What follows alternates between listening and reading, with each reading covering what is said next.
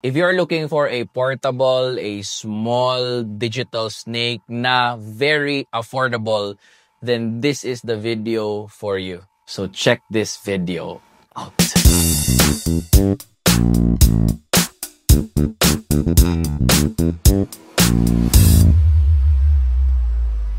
This is Caleb Church on a budget that aims to help churches become efficient and effective. If you are new to this channel, then please go ahead and lay your hands on that subscribe button so that you won't miss any video that I will be posting soon. And please click that like button below kung nakatulong tong video na to sa'yo.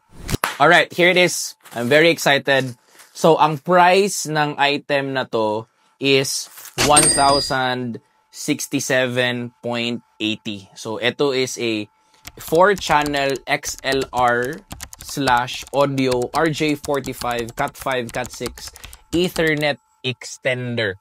So, pag binili mo to, pair na siya. Isang 4-channel na male, tapos isang 4-channel na female XLR. So, let's open this together.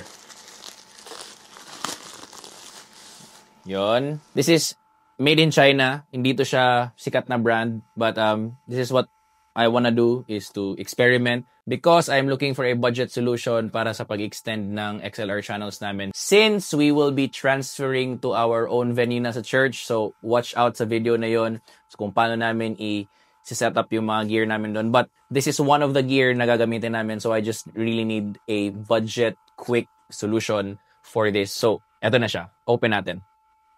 So what I see here is 1 and 2. Let's start with this one. Naka-bubble wrap, so good, meaning secure siya. That right there is the male. Okay, male. And then 1, 2, 3, 4 channels. And then this one right here is yung Ethernet na port or RJ45 na port. And this one, open natin, is the female. Okay? So again, 1, 2, 3, 4 channels.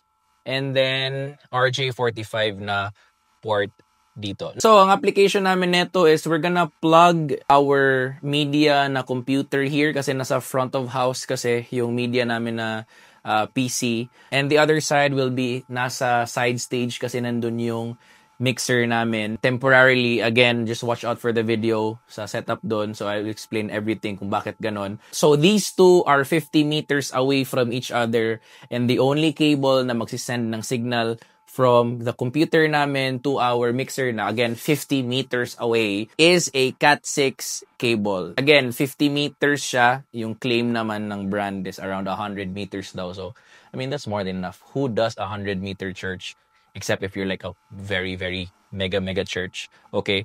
But for this solution, we are hoping that it works. So, see you at church. We'll test this out together. So, here we are at church. We have tried this out. So, microphone, XLR natin to channel 4. Kasi wala lang. Gusto walang channel 4. And then, Ethernet na cable. This is a Cat6 na cable. Papunta dito sa isang unit. And then, XLR cable to our speakers. And here we go. Sound check natin yung mic.